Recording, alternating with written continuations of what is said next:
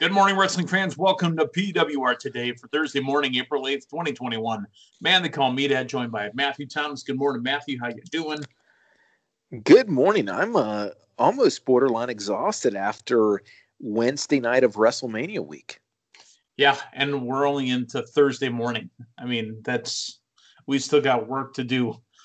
Speaking of work to do, I need you guys to do some work for us. Like, subscribe, tell your friends. This is a big week. All the content that we're putting out, Apple iTunes, on Facebook, on YouTube, on Spotify, on Stitcher, on FightTV.com. All of those places is where you can catch PWR today.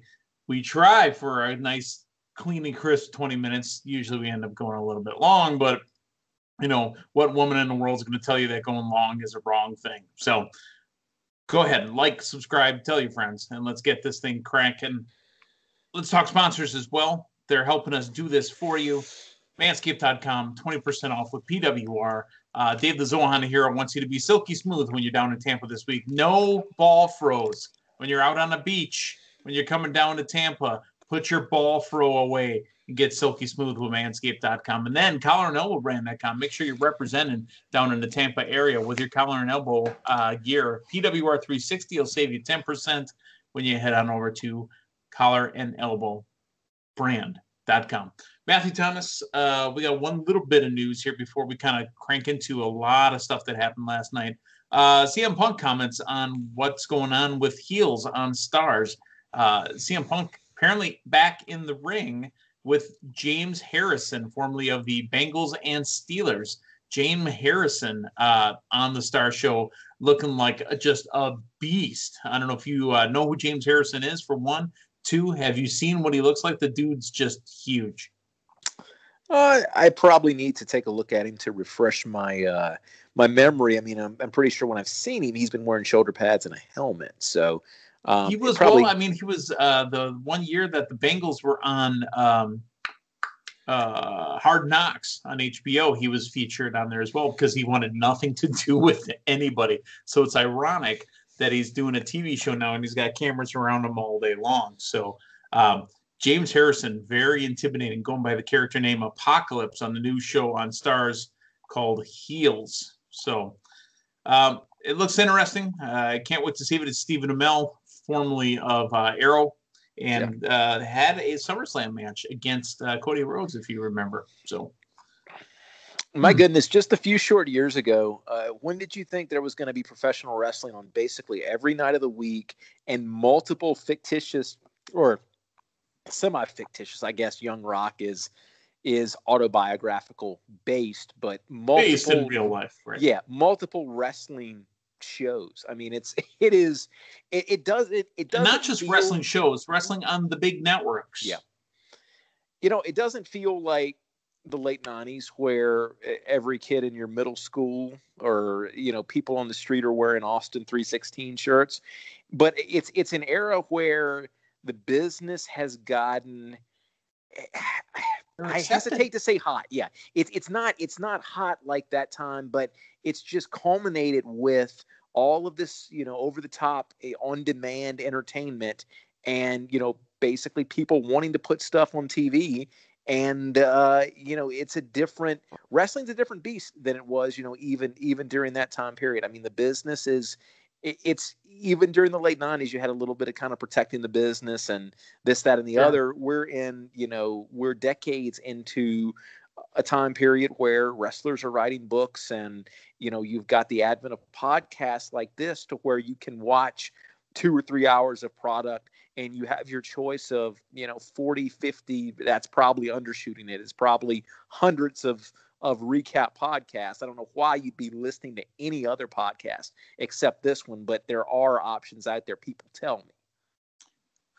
Yeah, and speaking of, we have 2 shows to talk about from last night. I mean, literally, it's WrestleMania week, and even if it wasn't, we'd still be talking about 4 hours of content on a Wednesday night. Now, let's first talk about NXT TakeOVer, Stand and Deliver. Holy smokes, Matthew Thomas. When WWE wants to crack open their production skill set, open up that production toolbox, wants to put a little bit of flash, a little bit of pizzazz onto a TV show. Wow. The guitar player for Alice Cooper's band, she's been on WWE TV before. She's actually been on NXT before, but she is smoking hot and can play smoking hot. Plays the Star Spangled Banner, then plays the show in. And again, NXT, WWE, production value through the roof. And it really feels like the start of WrestleMania weekend. You have the musical intro, you have a guitar, instrumental, Star Spangled Banner. And I mean, it felt special. It felt like this is not your normal NXT, which it wasn't. This is a 2-night special event. This is their WrestleMania. That was, in Hall of Fame yesterday or day before yesterday was nice. With it being what it was in the Thunderdome, it lacked a lot of that special feel. This was kind of the start of that special feel for WrestleMania week for me. Let's talk about the matches that happened last night. First off, on the pre-show, Zoe Stark defeats Toni Storm. The show opens up with the Bruiserweight, Pete Dunne, defeating Kushida. I think I had Pete Dunne, you had Kushida. Yeah, you did. I thought this was going to be a needed win for Kushida, not the case. Pete Dunne coming out on top. So we'll rack one up in the meathead column. I think Matthew ends up making some amends. Did you say rack and meat in the same sentence? Yeah, meat rack. Gotcha. That's what you roast your ribs on. Hey, speaking of getting roasted, we both got roasted in the Gauntlet Eliminator for opportunity at the North American NXT Championship. Bronson Reed wins the tournament. Our guy, LA Knight, still looked good. Cameron Grimes pulling out crotch money and putting it in somebody else's crotch. Some crotch pot cooking right there. But Bronson Reed, after being held out a bunch of different times during the match, is the winner. And we'll move on to tonight's NXT North American Championship match against Johnny Gargano. Not only were we wrong, we managed to make the final three altogether. We were wrong. We have a huge lightning storm going on this morning here in the Appleton area. I hope that wasn't picked up by the microphone there. Oh my goodness. I thought you were just so excited over this match. You were breathing kind of heavy. That's lightning? That is lightning. Oh my goodness. That's pretty substantial right there. I hope you're Not you're as okay. Substantial as the height that I gained off my chair. I hope you're taking cover if need be. But here's what I took away from this match. I've got a new appreciation for Isaiah Swerve Scott. He was not somebody that I really, I guess indifference is the right word, and nothing against him, but he had not been featured in many prominent programs to really give me a lot of investment in what he was doing. My goodness, he was the breakout star of this match as far as I was concerned. And again, he took Cameron Grimes' crotch money and put it in his underwear. Yeah. I mean, that's what you're supposed to do. Who wrestles around with a stack of $100 bills in their crotch?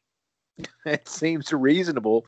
If he needed to get something from the concession stand afterwards, it saves him a trip of going Michael back Scott to shoe money. It saves him a trip of going back to the locker room. But no, at the very end of this match, man, I was actually hoping Scott was going to come out on top. And I mean, it was a fantastic performance. Was not meant to be, but got to talk about that bump that we saw there towards the end off the apron. Yeah. That Scott administered. I mean, that was a scary looking bump that Reed took. It wasn't even a flat back bump on the apron. I mean, he caught that lower back, caught the frickin', right there in the crevice of the apron there as he was going down, man. That looked like a vicious spot on anybody's low back there. Thankfully, assuming he's all right, that was a very, very physical closing sequence to the match, and really surprised. I was really surprised that Scott wasn't able to put him away. And, from a psychology standpoint, for Reed, I know they were trying to make him look strong, but for Reed to be able to, pop up and deliver a move off the top turnbuckle, it was borderline unbelievable just after we saw what Scott had done. But anyway, Reed and Gargano tonight. I got a question for you. One of our guys as well, Dexter Loomis. What is this talk I hear of him looking after and going for Indy Hartwell? I don't know. I'm intrigued whatever he does. Man, it was so his spot there with LA Knight was so the whole caressing of the hair is so creepy. It's so creepy. And it's creepy. The longer the hair is on the person, the creepier it becomes. Yeah, absolutely. All right. Let's move on to the NXT United Kingdom champion, Walter, and Tommaso Ciampa. Now, Grandpa Ciampa shaved the head, and now he looked like Tommaso Ciampa that I'm used to. Little side note, I don't remember if they mentioned this or not, but Ciampa's color scheme, Milwaukee Brewers, but he loses to the NXT UK champion, Walter. I feel like I need to write these two guys a check. This is as good of a wrestling match as you're going to see. I mean, there's been better wrestling matches where the stakes were higher and the stage was bigger, and this, that, and the other. You can make that case, but my goodness, I will put this thing up against anything that I've seen in the last handful of years. Wow. This was a phenomenal match. You were calling it too. Is it match of the night? Did it steal the show? Easy. I don't know what. I don't know who's going to be able to top this over WrestleMania weekend. Okay. Now here's what you got to take into account though. You're going to get stuff in front of fans, and Saturday and Sunday they had fans in NXT at the Capitol Wrestling Center. There was a difference. Yeah, no, it was a difference. Now, correct me if I'm wrong. Is that second level traditionally there? Or was that a new addition last night? That might be a new addition. I think it was. I mean, like Bobby Brown style. Yeah. I was a big fan of the new edition comeback. Actually, the mid don't call it a comeback. Album, LL Cool J style. Yeah, 94, 95 new edition album. Very, very underrated. But no, this was an outstanding match. My goodness, and I think we need to impose a new rule on this show that I know we don't traditionally cover much NXT UK, but I think anytime Walter wrestles from now on, that's front page news. Okay. My goodness, what a freaking talent. I mean, but both of these guys, but this was just such an outstanding wrestling match. All right. 3-way match for the vacated NXT Tag Team Championships. I called Grizzled Young Vets, also had Legado del Fantasma, and your team, MSK. MSK are the new tag team champions. I thought this should have went to Grizzled Young Vets because having lost, two Dusty Classics, back-to-back years, I thought this was a chance to get them over the top. Nope. The young team, the Rascals from Impact Wrestling, now MSK, are your new NXT tag team champs. And if you're keeping score at home, based on our predictions yesterday, this would have actually brought us to a dead heat. With one correct prediction apiece. So, or not actually two correct because we both picked Walter, right? Yeah, we both picked Walter. Yeah, so. And we both didn't get anything in the gauntlet. Yep, very, very true there. So, so this kind of brings us to an even dead heat right there. But overall, this was a really good match, and they had their work cut out for them, after the Walter Ciampa match. And with the card being what it was over 2 hours, there really on neither night is there any really come down match. You don't really have any room for kind of a lighthearted comedy spot or something to just really bring the thing down. The comedy was in the Gauntlet Eliminator. Yeah. It was Dexter Loomis is what it was. And Cameron Grimes. And I think what really helped the card, the flow of the card, was that there was enough difference. I mean, Ciampa and Walter was just a straight ahead physical match. Two big bruising guys. There was enough movement in this. You had 6 competitors in the ring, so there was that suspense. There was the edge of your seat. There was the false finishes, but it was a different paced match, which I think you really, because when you went right into this match, I was a little bit concerned you were going to lose some people just because everybody was so invested from what they'd seen in the previous couple of matches. But at least that wasn't the case with me. I thought this was another great match. And, Yeah, I mean, just another great piece of wrestling we got last night. Well, and then the final match of the evening, the main event, Raquel Gonzalez defeats Io Shirai to become the new NXT Women's Champion. Matthew, if I hadn't already picked Zoe Stark in the pre-show, you could have won the night. Unfortunately, we ended up tying. Pre-show doesn't count. Main card NXT TakeOver proper is the way I score it, and okay. That's how the fans at home score it. So I guess I won the night, but you did win the night. New NXT Women's Champion, and as great of a run as Shirai's had, I simply think you're running out of opponents, and you're running out of stories to tell with her.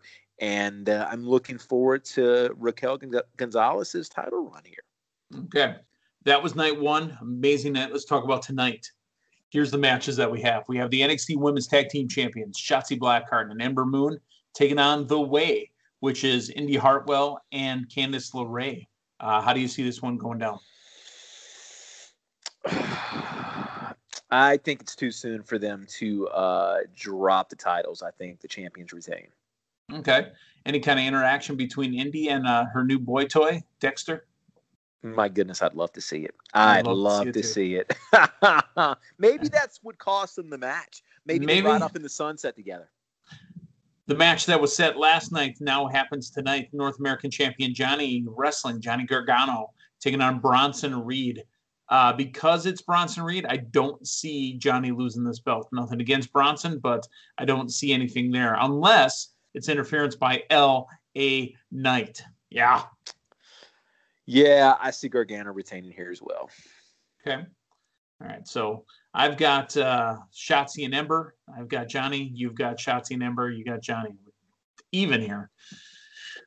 Let's see. How about Cruiserweight Champion Santos Escobar and NXT Cruiserweight Champion Jordan Devlin in a ladder match? Matthew, you pick it. I see Devlin here. Okay.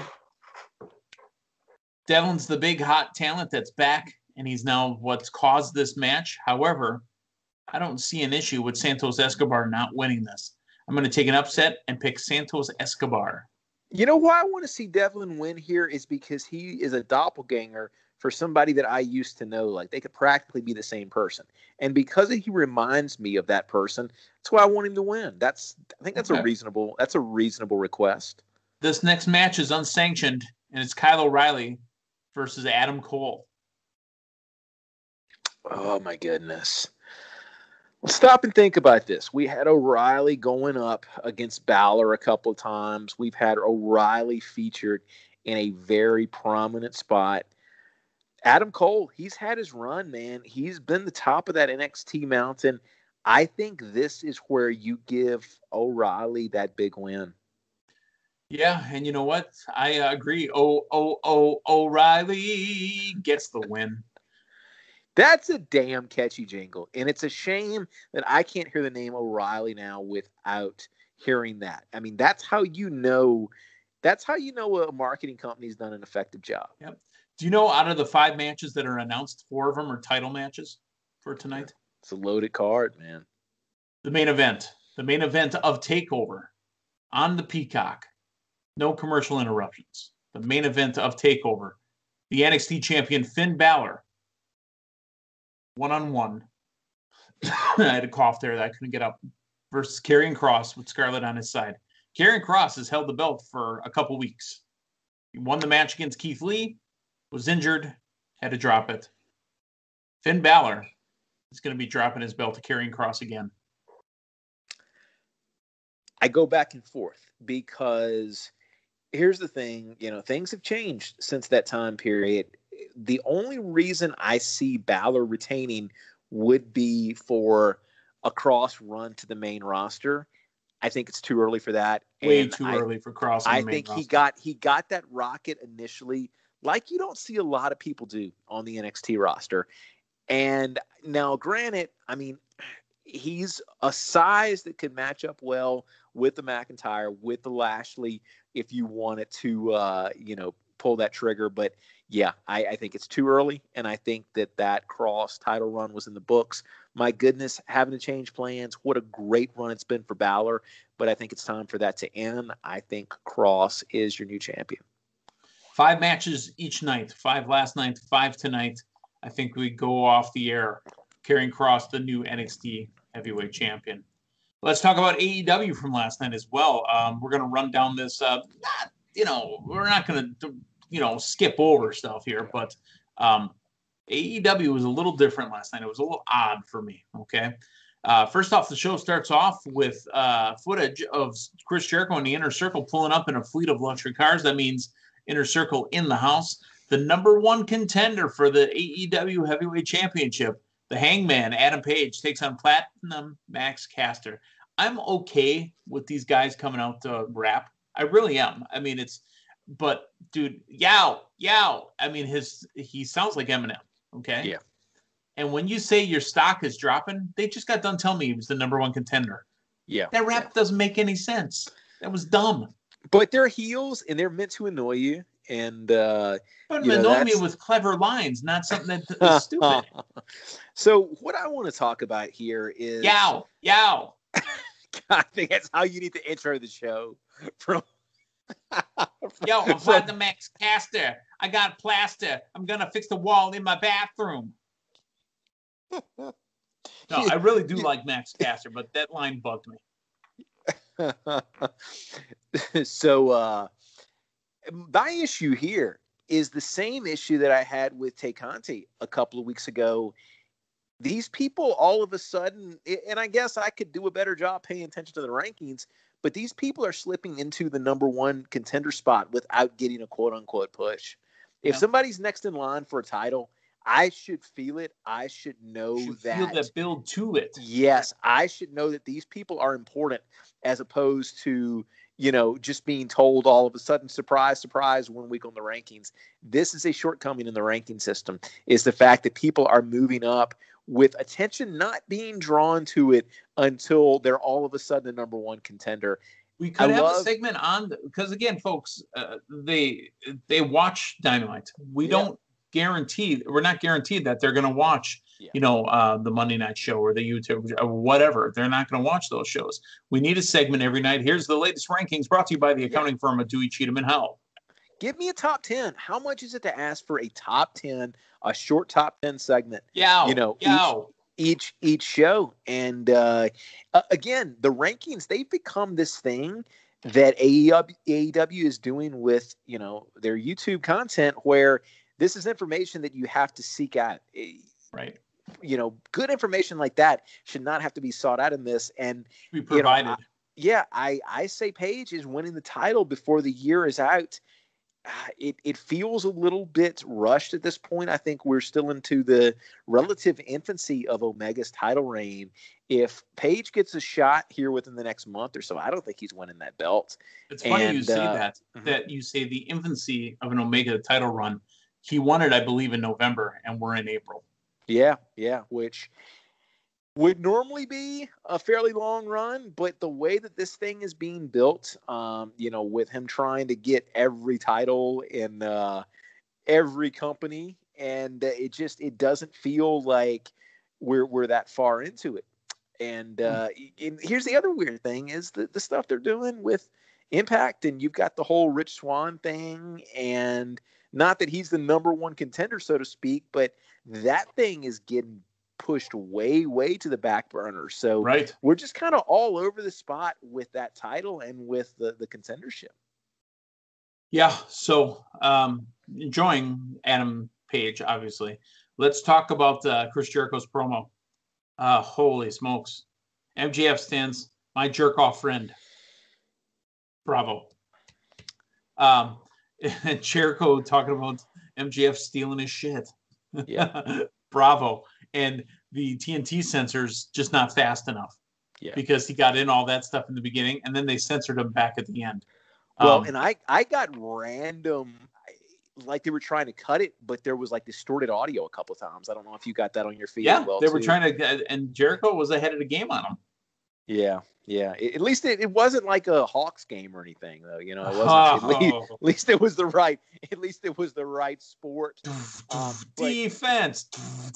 Here's what I like about AEW and with Jericho here, and I don't think everybody could have done it. how often do you have a really fun, really cool heel or heel stable? They become the babyface and they lose so much of what made them enjoyable as a heel. They did a great job with the Inner Circle and Jericho here of not losing that edge, even though they are pitted, in the babyface role here. There was no edge lost here by Jericho or the Inner Circle. I thought it was fantastic. And I think that the Inner Circle walked away retaining so much of what has made them enjoyable in the almost 2 years that AEW's been around. Yeah, absolutely. Okay, so they've got a Blood and Guts match on May 5th. It's the Pinnacle versus the Inner Circle. I really like this whole setup. Unfortunately, then we're set up by Godzilla versus Kong match, which was the number 2 ranked Jurassic Express against Bear Country. And I think Bear Country was just brought in for this match. That's how it felt. Yeah, and I mean it's a gimmick match over 2 teams that have gimmicks kind of related to this corporate deal they've got. Whole thing just felt odd. But the winners, Jungle Boy and Luchasaurus, still number 2 ranked tag team. I love the promo with QT Marshall at the Nightmare Factory, sitting with his guys Aaron Solo, Anthony Ogogo, and Nick Camaroto. Those last names are a little odd for me, especially. Now you said QT Marshall, but what I really think you meant was the Thanos of professional wrestling. Oh. And he dialed it up tonight. I'm hearing from a lot of people. My comparison last week of QT Marshall to a certain comic book villain has really taken off, and he doubled down on it last night. He was amazing. QT Marshall has arrived with that promo.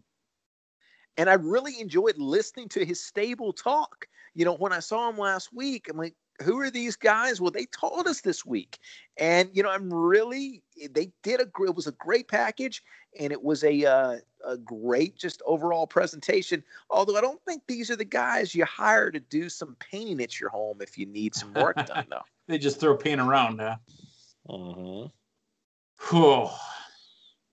Wow. By the way, that, Darby Allin match at the end, where everybody starts to come and starts going after Darby Allin, that brings out Iron Mike Tyson to the ring to help out Jericho.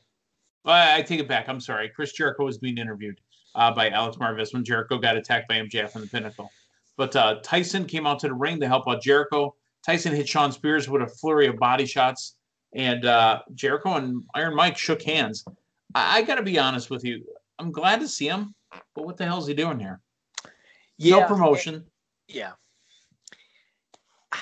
It was on. Did he have a contract date that was going to expire? I don't know, or is this counter programming to NXT running a special event? I mean, that's the way that I viewed it. Sloppy. The thing about Tyson though, it's with it being Tyson. Tyson is hardly, in my eyes, ever not relevant. And I think a lot of people's minds go back to, you get a nostalgia pop, not necessarily for Tyson's career, but you get a nostalgia pop for 1998. Yep. You get for 1998. And I think that warm and fuzzy is what they're going for there. And you're not, I mean, unless he, arrived really out of shape or something, you're not going to Mike's in good shape.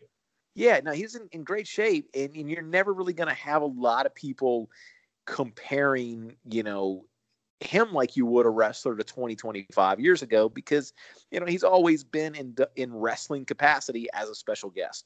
And so I think it's a somewhat safe bet to get some eyes and to get a little bit of that warm and fuzzy feeling via Mike Tyson. Absolutely. Hey, main event was Kenny Omega and the Good Brothers, Buenos Hermanos, taking on the team of Moxley and AEW Tag Team Champions Young Bucks, Matt and Nick Jackson. I absolutely hated this finish. Yeah, I know where they needed to go, but it was terrible. Is that Shivani? Is that a tear coming out of his eyes? No, it's a sweat in his fake tan. That looks brown. It doesn't cry in brown tears. They're losing a lot of the collateral that they have had, a lot of the equity that they've built up with the Bullet Club teases. It's like we thought the Bullet Club has emerged in AEW 2 months ago or whatever.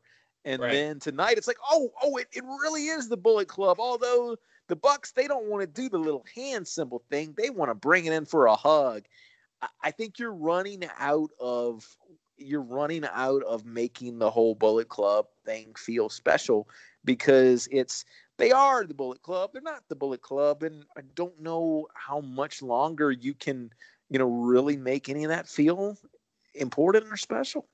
It could be made special again. We just need to pick up the pace and make it a little bit better. Speaking of picking up the pace, our coverage has picked up the pace this week during WrestleMania week, and we've got more coverage coming tomorrow as well. This is Thursday morning. We talk tomorrow morning with Matthew Thomas again. We're going to review TakeOver Night 2. We're going to preview the SmackDown, the WrestleMania SmackDown that's got all these mega matches that aren't on the WrestleMania card. Plus, ladies and gentlemen, we have Saturday coverage. We've got Sunday coverage. We've got Monday coverage. We don't stop, can't stop, won't stop. Rockefeller, we get down, baby. We get down. Matthew Thomas, we put in a good solid 30 minutes today. How do you feel? Oh, I feel fantastic. I feel like the seal has been cracked on this WrestleMania weekend, and it's just picking up steam from here. Tonight, with NXT TakeOver, Stand and Deliver, live on the Peacock Network, is one of the last two events that will score for the PWR draft. I have led the entire year. Drew Baydala on my heels. But again, if you're not the lead dog, the view never changes. Did you say Drew Baydala is on that show, Heelz? Yes. Yeah, he'll be on the Heelz. Oh, fantastic. Him and Punk, man. I'm looking forward to that. Well, he is a Starz. So, for Matthew Thomas, I'm the man they call Meathead. We will talk to you tomorrow morning. So long, everyone.